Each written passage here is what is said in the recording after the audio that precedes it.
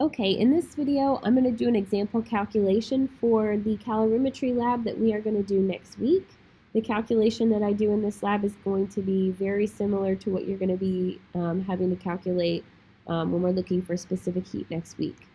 So let's get started. The formulas that we're going to use in this calculation are the same ones from class. So we've got Q, or the energy in joules, equal to the specific heat times the mass times the change in temperature. We may also need to calculate delta T. So if we're calculating that change in temperature, we are always going to use the final temperature minus the initial temperature. Okay?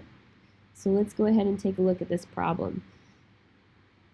When we're dealing with calorimetry, one thing that we need to keep in mind is that we're measuring the amount of energy transfer that's occurring from whatever substance we put into this water in the calorimeter to the water. So we need to know the amount of energy that's transferred to the water, and once we know that, we can go on and do another calculation. So we're going to end up doing two calculations with these problems. And one of those is going to be for the water in the calorimeter to figure out how much energy was transferred to that. And the other one is going to be for the metal, the sample of metal that we're going to put into our calorimeter, because we are going to be identifying these metals based on their specific heat values. So because we're going to perform this calculation twice, once for each of these substances, I'm going to go ahead and list out my variables. I've got Q, C, M, delta T. Oops. Q, C, M. Oops. That's a little crazy M there. Delta T. Okay. Now I'm going to go ahead and read through the problem, and I'm just going to go ahead and fill in the information that I get as I get it. So it starts off saying a 25-gram sample of metal. So that's 25 grams of metal that I have. I'm going to plug that in for my mass there. Is heated to 225 degrees Celsius and placed into 500 grams of water. So I also have a mass for water.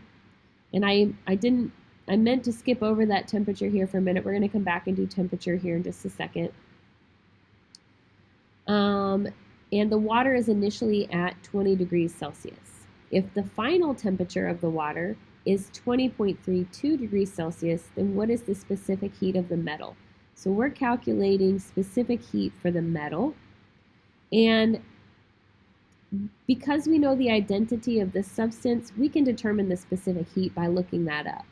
And the specific heat value for water is 4.184 joules per gram degrees Celsius. That's a good value to just know off the top of your head. All right, now let's talk really quick about temperature.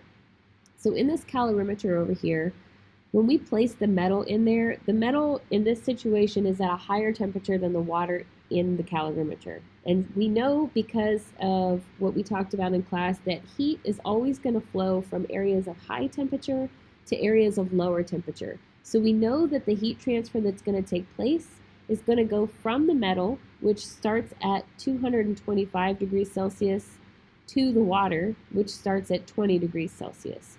So the water is going to get warmer and the metal is going to get cooler. All right?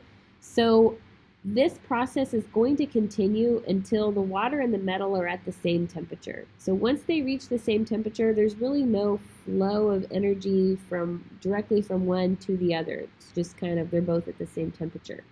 So if the final temperature of water is 20.32 degrees Celsius, then that means that the final temperature of the metal will also be 20.32 degrees Celsius.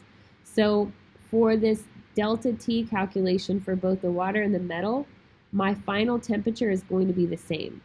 So I'm going to go ahead and write these calculations in the space here. So 20.32 degrees Celsius minus, and then 20.32 degrees Celsius minus, and remember, I'm doing a calculation here. This is not the value for delta T yet. All right, for water, it says the initial temperature of water is 20 degrees Celsius. So I'm going to subtract that from my final temperature for water here. And then my initial temperature for the metal was 225 degrees Celsius. And I'm going to do that. And if I perform this calculation, this means that delta T for the water is 0.32 degrees Celsius. And the delta T for the metal is going to be negative 205, because we're going to keep sig figs in mind here, degrees Celsius. Okay? So this is the value for the metal, and this is the value for water. So there's our temperature. Now, we have enough information for water to calculate Q, but we don't have enough information yet for the metal to calculate specific heat, because we need to know how much energy the metal lost. And in order to do that, we have to figure out how much energy water gained. So let's go ahead and solve the problem for water. We have Q equals the specific heat, so 4.184 joules per gram degrees Celsius, times 500 grams times 0.32 degrees Celsius.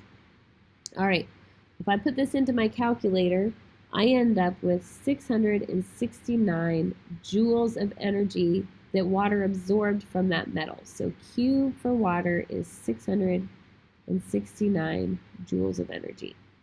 All right, if that's the amount of energy that water gained from the metal, then that's the amount of energy that the metal lost. Okay, so this is the amount of energy that the metal transferred to the water. And so because the metal lost that energy, Q is going to be negative 669 joules. Okay, this negative just indicates that that metal lost that amount of energy. And the fact that this Q over here for water is positive just indicates that water gained that amount of energy. So now I have enough information over here to calculate the specific heat for the metal. And so I'm going to go ahead and write my equation, Q equals Cm delta T. And I'm going to go ahead and rearrange that so that I have C all by itself. I divide both sides by M and delta T.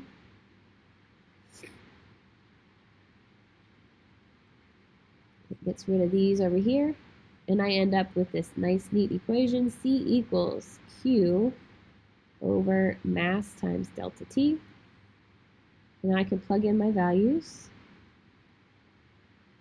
Negative 669 joules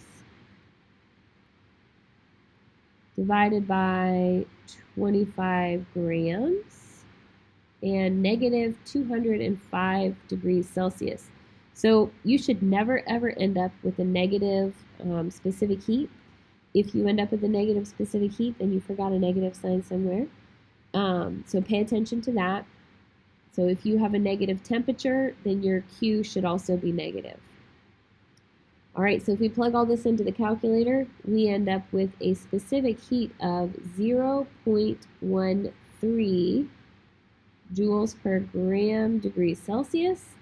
And if we wanted to figure out what the identity of this metal was, we could look it up. And if we look it up, we would find out that it is gold.